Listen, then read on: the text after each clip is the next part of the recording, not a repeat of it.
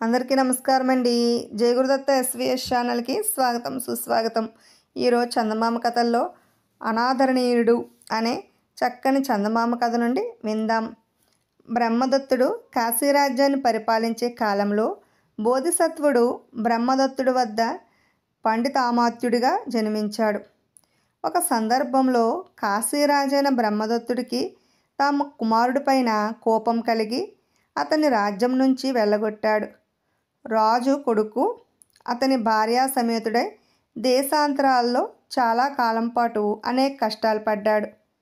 నిలిచే నీడలేక, తినడానికి తిండి లేక భర్త కష్టాలను అనుభవిస్తుంటే మహాసాధ్వి అయిన ఆయన భార్య ఎంతో ఓర్పుతో ఆ కష్టాలన్నింటినీ తాను కూడా అనుభవించింది. ఇలా కొంతకాలం జరిగాక బ్రహ్మదత్తుడు చనిపోయాడు. ఆయన కొడుకు స్వదేశం తిరిగి రావడానికి అడ్డంకి తొలగిపోయింది. తండ్రి చనిపోయినట్టు తెలియగానే రాజు కొడుకు పరమానందభరితుడయ్యాడు. ఎప్పుడు కాశీ చేరుకుందామా, ఎప్పుడు సింహాసనం మీద కూర్చుందామా అన్న ఆదృద్రాలో బ్రహ్మదత్తుడికి కొడుకు అతి వేగంగా కాశీ మార్గం పట్టి రాసాగాడు. తన భార్య తనతో సమంగా నడవలేదని, తన కష్టాల్లో ఆమె భాగం పంచుకున్నట్టే ఆమె కష్టసుఖాలు తాను పాటించాలని ఆ మూఢుడికి తోచలేదు. అందుచేత ఆహార విశ్రాంతులు కూడా పాటించకుండా అతను రాత్రిని పగళ్ళు తాను నడిచి భార్యను కూడా తనతో సమంగా నడిపించాడు. అతని మనసు పూర్తిగా సింహాసనం మీద లగ్నమై ఉండటం వల్ల అతనికి భార్య పడే కష్టాల విషయం పట్టనేలేదు. మగవాడైతే మట్టుకు అతనికి మాత్రం ఆహార విశ్రాంతులు లేకుండా ఎంత దూరమని నడుస్తాడు. భార్యతో పాటు అతనికి కూడా ఆకలి వేసింది. ఈ ఆకలితోనే నడిచి నడిచి వారిద్దరూ ఒక ఊరు చేరారు. అక్కడ కొందరు వీరి దుస్థితిని చూసి, నాయన చాలా ఆకలి మీద నడుస్తున్నట్టున్నారు, ఇంత భోజనం పెడతాం, మూట కట్టుకు పోయి తినండి అన్నారు. బ్రహ్మదత్తుడు కొడుకు తన భార్యను ఒక చోట విశ్రాంతి తీసుకోమని భోజనం పెడతామన్న వారింటకు వెళ్ళాడు. వాళ్ళు అతనికి ఇద్దరు తినే ఆహారం ఆకుల్లో పొట్లం కట్టి ఇచ్చారు. ఆ పొట్లం తీసుకుని భార్య ఉన్న చోటికి తిరిగి వస్తూ అతను ఇలా ఆలోచించాడు. ఈ భోజనం తాను భార్య కలిసి తింటే మళ్ళీ రెండో పూటకే ఆకలి వేసేస్తుంది. తిరిగి భోజనం ఎప్పటికి దొరుకుతుందో. తాను వెళ్ళవలసిన దూరం ఇంకా చాలా ఉంది. తాను కాశీకి చేరటం ప్రధానం కానీ తన భార్య చేరటం ప్రధానం కాదు. తాను త్వరగా ప్రయాణం సాగించడానికి ఆమె అసలే ప్రతిబంధకంగా ఉన్నది. అందుచేత ఏదైనా ఉపాయం చేసి ఈ ఆహారం అంతా తానే తినేయాలి. ఆ నీచుడు ఈ ఆలోచన చేసిన వాడై భార్య ఉన్న చోటికి చేరి, నువ్వు ముందు నడుస్తూ ఉండు, నేను కొంచెం కాలకృత్యాలు తీర్చుకుని నిన్ను కలుసుకుంటాను అన్నాడు. అతని భార్య ఈ మాటలు నిజమని నమ్మి ముందుకు పోసాగింది. ఆమె సాగగానే రాజు కొడుకు ఆహారమంతా తానే తిని ఆకులన్నీ వదులుగా మళ్ళీ పొట్లం చుట్టి గబగబా నడుస్తూ భార్యను చేరుకున్నాడు. ఆమెకు అతను పొట్లం విప్పి చూపించాడు. ఈ ఊరి వాళ్ళు ఎంత మోసగాళ్ళో చూడు, ఉత్త ఆకులు పొట్లం కట్టి ఆహారం అని ఇచ్చారు అన్నాడు. కానీ అతని భార్య నిజం తెలుసుకుని పైకి మాత్రం ఏమీ అనకుండగా ఊరుకున్నది. మరి కొంతకాలం ప్రయాణం చేసి వారు ఎలాగైతేనేం కాశీ చేరారు. బ్రహ్మదత్తుడు కొడుకు రాజ్యాభిషేకం సక్రమంగా జరిపించుకుని రాజైనాడు. రాజయ్యాక అతని తన భార్యను గురించి ఆలోచించే అలవాటు బొత్తిగా లేకపోయింది. తన కష్టాలను ఎంతో సహనంతో పంచుకున్న భార్యకు తన సుఖాల్లో భాగమివ్వాలని అతనికి తట్టనేలేదు. ఆమె మంచి బట్టలు వేసుకున్నదో లేదో, సరిగా భోజనం చేసిందో లేదో రాజు ఎన్నడూ విచారించిన పాపాన పోనేలేదు. అందుచేత రాణి కష్టకాలం తీరిపోయినా పూర్వంలాగా ఎప్పుడు విచార సముద్రంలో మునిగి ఉండసాగింది. రాజు వద్ద పండితామాత్యుడిగా ఉంటున్న బోధిసత్వుడు రాణి విచారాన్ని గమనించి ఒకసారి ఆమెను చూడబోయాడు.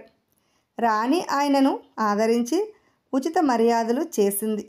అమ్మ, తమ కష్టాలు తీరి మంచి రోజులు వచ్చినందుకు రాజుగారు ఎన్నో బహుమతులు ఇచ్చారు.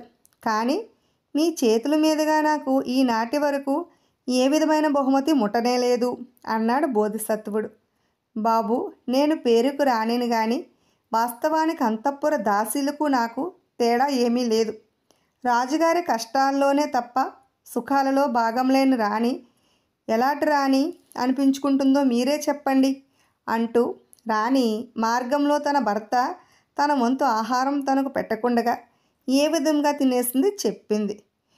ఇప్పుడైనా నా భర్త నేను సుఖపడుతున్నానో లేదో విచారించడు.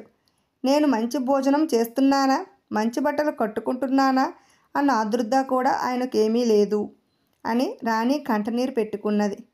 అమ్మా, చింతించకు. ఈ విషయం నీ నోటు తెలుసుకునేందుకే నేను వచ్చాను. రేపు నిండు సభలో నిన్ను నేను ఇప్పుడు అడిగిన మాటలే అడుగుతాను. నువ్వేమాత్రం జంకక ఇవే సమాధానాలు చెప్పావంటే నీకు విచారం లేకుండగా నేను చూస్తాను అన్నాడు బోధిసత్వుడు. మరునాటి సభకు రాణి కూడా వచ్చింది. ఆమెను చూసి బోధిసత్వుడు, రాణిగారు, రాజ్యానికి వచ్చాక వృత్యుల విషయం చూడటమే లేదు అన్నాడు. రాణి పూర్వం బోధిసత్వుడికి చెప్పిన విషయాలన్నీ సభలో చెప్పేసింది. తాను ఆమె వంతు భోజనం దొంగతనంగా తిన్న మాట ఆమె బయట పెట్టేసరికి రాజుకు సభికుల్లో తీరని తలవంపైంది. రాణి మాట్లాడడం పూర్తి కాగానే బోధిసత్వుడు, రాజుగారికి నీ పట్ల ఆదరం లేనప్పుడు నువ్వు ఆయనను అంటిపెట్టుకుని ఉండటం అనవసరం. విడిచిన వాడిని విడిచిపుచ్చు. అలాంటి వాడి స్నేహం వద్దు. విముఖ మనస్కుని సంభావించకు. పక్షి ఫలాలు లేని చెట్టును విడిచి ఇతర చెట్లను చూసుకుంటుంది. లోకము విశాలమైనది. అందుచేత నువ్వు ప్రపంచంలోనికి వెళ్ళిపోయి ఆదరం లభించే చోటు చూసుకోవటం చాలా మంచిది అన్నాడు. వెంటనే రాజు సింహాసనం దిగి వచ్చి బోధిసత్వుడి కాళ్ళపై పడి, పండితామాత్య, నా తప్పు క్షమించండి, నా పరువు కాపాడండి. జరిగింది ఏదో జరిగిపోయింది. ఇక ముందు నా భార్య పట్ల న్యాయంగా ప్రవర్తిస్తాను అని కన్నీళ్లతో క్షమాపణను వేడుకున్నాడు. అది మొదలు రాజు రాణి ఆదరణతో చూస్తూ సుఖంగా జీవించాడు. ఇప్పుడు కౌశికుడు అనే మరో చక్కని చందమామ కథను విందాం. పూర్వం కౌశికుడనే బ్రహ్మచారి ఉండేవాడు. వయోవృద్ధులైన తల్లిదండ్రులను, అంటే పెద్దవారైన తల్లిదండ్రులను కూడా వదిలిపెట్టేసి కౌశికుడు ఎంతో నిష్ఠతో తపస్సు చేసుకోసాగాడు. ఒకనాడు కౌశికుడు ఒక చెట్టు కింద కూర్చుని తపస్సు చేసుకుంటూ ఉండగా చెట్టు మీద ఉన్న ఒక కొంగ అతనిపై రెట్టవేసింది. పట్టరాని ఆగ్రహంతో ఆ బ్రహ్మచారి లేచి నిలబడి తలెత్తి చెట్టు మీద ఉన్న కొంగను కేసి చూశాడు. వెంటనే కొంగ గిలగిలా తన్నుకుని చచ్చి కింద పడింది. మధ్యాహ్నం కాగానే కౌశికుడు భిక్షాటనకు బయలుదేరి ఒక ఇంటికి వెళ్ళాడు. అదే సమయానికి గృహస్థు, అంటే ఆ ఇంటి యజమాని ఇంటికి వచ్చాడు. గృహిణి తన భర్తకు కాళ్ళు కడిగి భోజనం పెట్టి కాళ్ళు వత్తి నిద్రపుచ్చి కౌశికునికి భిక్షం తెచ్చింది. కౌశికుడు మండిపడి, నన్నెంతసేపు వాకిటి నిలిపి ఉంచుతావా? ఎవరనుకున్నావు అని గర్దించాడు. నువ్వు కొంగను చంపి తపశ్శక్తిని నాశనం చేసుకున్న కౌశికుడు కావా నాయనా? బడలిక చేత ఇంటికి వచ్చిన భర్తకు ఉపచారాలు చేయటం భార్య ధర్మం కాదా? తెలిసి తెలియక ఎందుకు ఆగ్రహిస్తావు అని అడిగింది గృహిణి. తాను కొంగను చంపిన సంగతి ఆమెకు తెలిసిందని కౌశికుడు చాలా సిగ్గుపడ్డాడు. అమ్మా, నాకు ధర్మం ఏమిటో తెలియదు, దయముంచి చెబుతావా అని అడిగాడు. నీకు ధర్మబోధ చేయగలవాడు ధర్మవ్యాధుడు. అతను మిథులలో ఉంటాడు. నువ్వు అతని దగ్గరికి వెళ్ళి ధర్మం తెలుసుకో అన్నది గృహిణి. కౌశికుడు ఆ ప్రకారమే మిథులకు వెళ్ళి ధర్మవ్యాధుడి కోసం విచారించాడు. అతను ఒక కసాయివాడని తెలియగానే కౌశికుడికి అసహ్యం కలిగింది.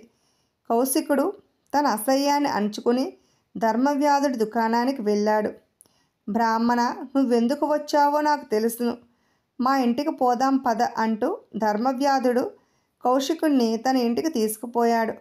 ధర్మవ్యాధుడు ఎటువంటి మాతృభక్తి పితృభక్తి కలవాడో కౌశికుడు అర్థం చేసుకున్నాడు. అతను ధర్మవ్యాధుడి వల్ల అనేక ధర్మాలు తెలుసుకుని ఇంటికి తిరిగి వచ్చి తన తల్లిదండ్రులను ఆదరణతో చూస్తూ తరించాడు. ఇప్పుడు ఆత్మ బలిదానం అనే మరో చక్కని చందమామ కథను విందాం.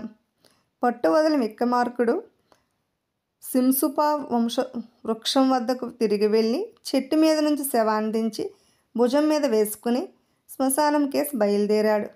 శవంలో గల బేతాళుడు వికటాట్టహాసం చేసి, రాజా, నిన్ను చూస్తే నాకు జీమూతవాహనుడి కథ జ్ఞాపకానికి వస్తుంది.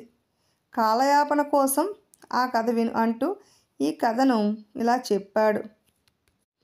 హిమాలయ పర్వతాల నడుమ కాంచన నగరాన్ని జీమూతకేతు అనే రాజు పరిపాలిస్తూ ఉండేవాడు. ఆ రాజు ఇంటి పెరట్లో కల్పవృక్షం ఉండేది. ఆ కల్పవృక్ష ప్రభావం చేత రాజవంశం వారు తమ కోరికలన్నీ నెరవేర్చుకుంటూ ఉండేవారు. జీమూతకేతువుకు కుమారుడు జీమూతవాహనుడు. యుక్త వయసు రాగానే తండ్రి అతనికి యువరాజ్య పట్టాభిషేకం జరిపించాడు. ఆ సమయంలో మంత్రులు జీమూతవాహనుడితో, యువరాజా, మీ వంశానికి కల్పవృక్షం గొప్ప అండగా ఉంటున్నది. అది అనేక తరాలుగా మీ పూర్వీకులకు ఇష్టకామ్య సిద్ధి కలిగించటమే కాక ఎలాంటి శత్రుభయము లేకుండా చేస్తున్నది. నీవు ఆ కల్పవృక్షాన్ని ప్రార్థించి నీ కోరికలన్నీ తీర్చుకోవచ్చు అన్నారు. ఈ మాట వినగానే జీమూతవాహనుడు ఆనందించడానికి బదులు విచారంతో, అయ్యో, నా పూర్వీకులు అన్ని కోరికలు తీర్చగల కల్పవృక్షాన్ని దగ్గర ఉంచుకుని కూడా స్వార్థం చూసుకున్నారే కానీ ఎన్నడూ పరోపకారం చేసిన వారు కారే. ఈ జీవితంలో పరోపకారం తప్ప మిగిలిందంతా క్షణ భంగురమే కదా. ఈ కల్పవృక్షం తమదని చెప్పుకున్న వారంతా ఇప్పుడు ఎక్కడెక్కడున్నారు? నేను మాత్రం ఈ కల్పవృక్షాన్ని స్వార్థానికి ఉపయోగించుకోను అనుకున్నాడు. ఈ విధంగా ఆలోచన చేసి వాడైన తర్వాత జీమూతవాహనుడు కల్పవృక్షం వద్దకు పోయి, దేవా, ఎన్ని తరాలుగానో మా వంశానికి అడిగిందల్లా లేదనకుండా ఇచ్చావు. నాది ఒకటే ప్రార్థన, ప్రపంచంలో అభాగ్య జీవులు, అనాథలు ఎందరో ఉన్నారు. నీ వెళ్ళి వారికి ఏ లోటు రాకుండా చెయ్యి, అంతకంటే నిన్నేమీ కోరను అని ప్రార్థించాడు. వెంటనే కల్పవృక్షం అదృశ్యమైపోయింది. భూమి మీద వానలు చక్కగా కురిసి పాడి పంటలు ఇచ్చి ప్రపంచంలో దరిద్రుడనేవాడు లేకుండా పోయాడు. జీమూతవాహనుడికి కల్పవృక్షం లేకుండా పోయిందని తెలియగానే వారి రాజ్యం కాజేయాలనే దురాశతో దాయాదుల సైన్యాలు తరలించుకుని కాంచన నగరం మీదకి దండెత్తి వచ్చారు. వారితో యుద్ధం సాగించడానికై జీమూతకేతుడు యత్నాలను ప్రారంభించాడు. కానీ జీమూతవాహనుడు తండ్రితో, నాయనా, ఎందుకీ యుద్ధం?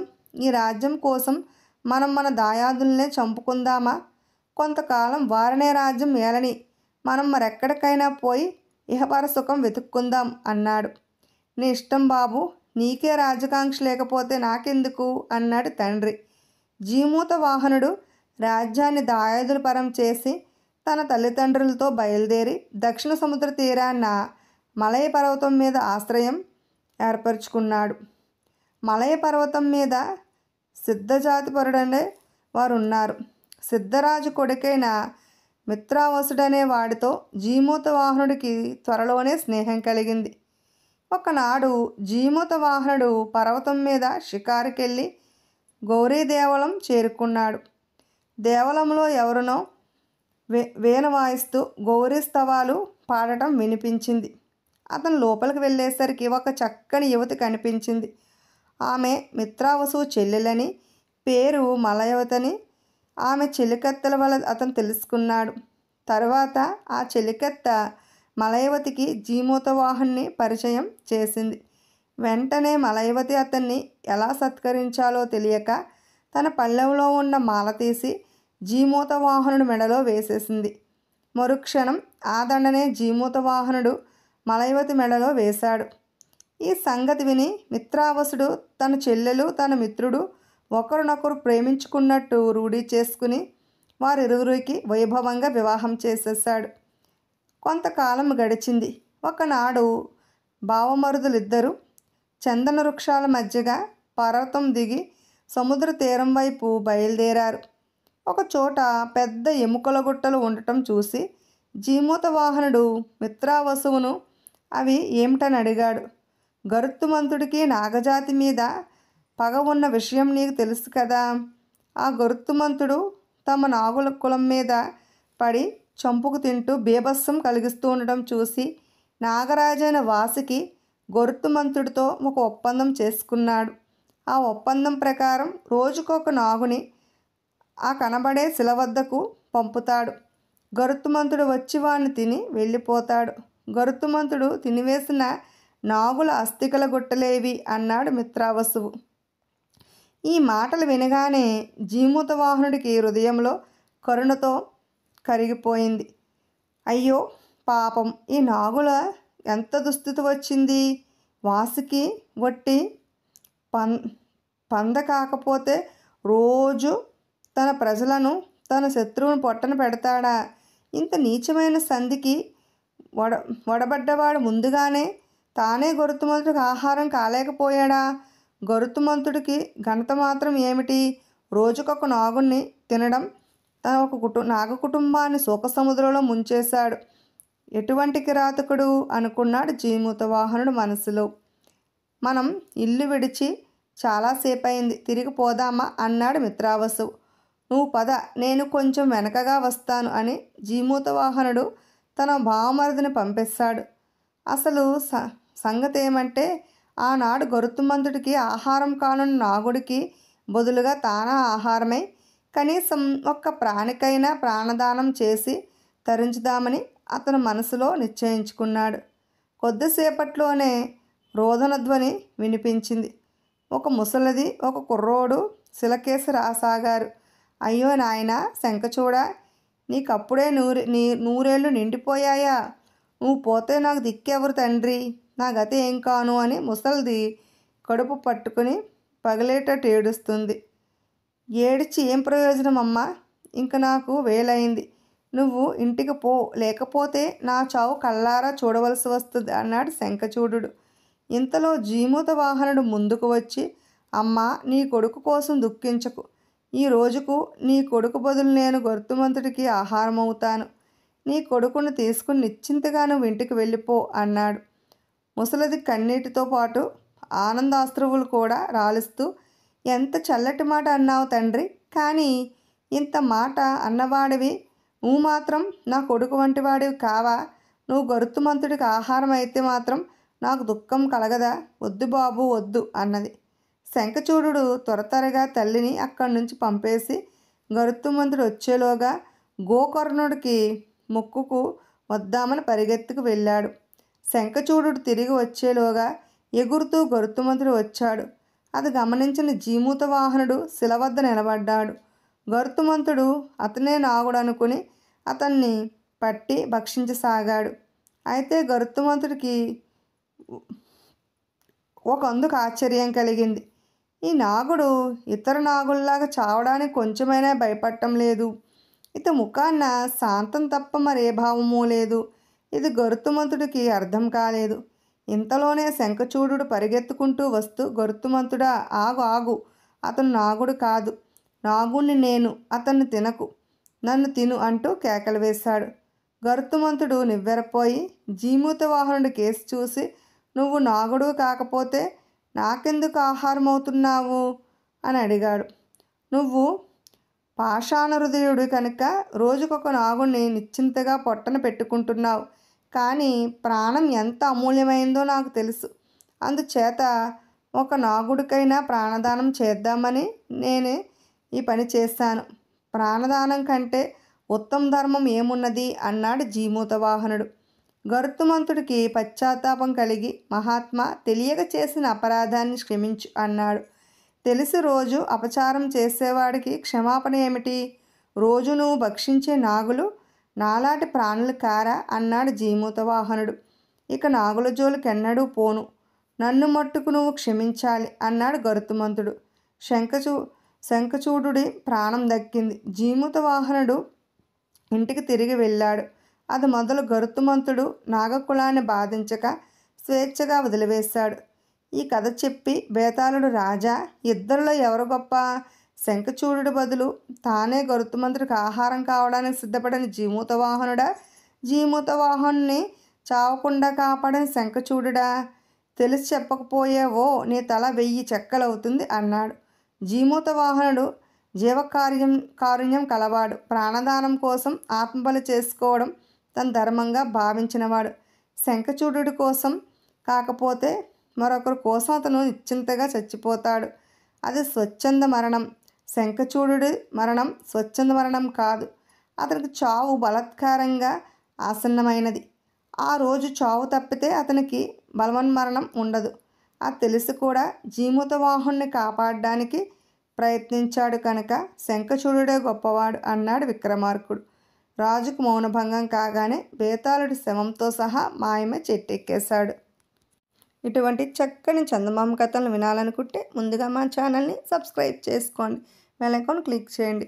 మేము చేసిన వీడియోస్ నోటిఫికేషన్ కొరకు బెల్ ఐకాన్ క్లిక్ చేయండి. లైక్ చేయండి, షేర్ చేయండి, కామెంట్ చేయండి. Thanks for watching.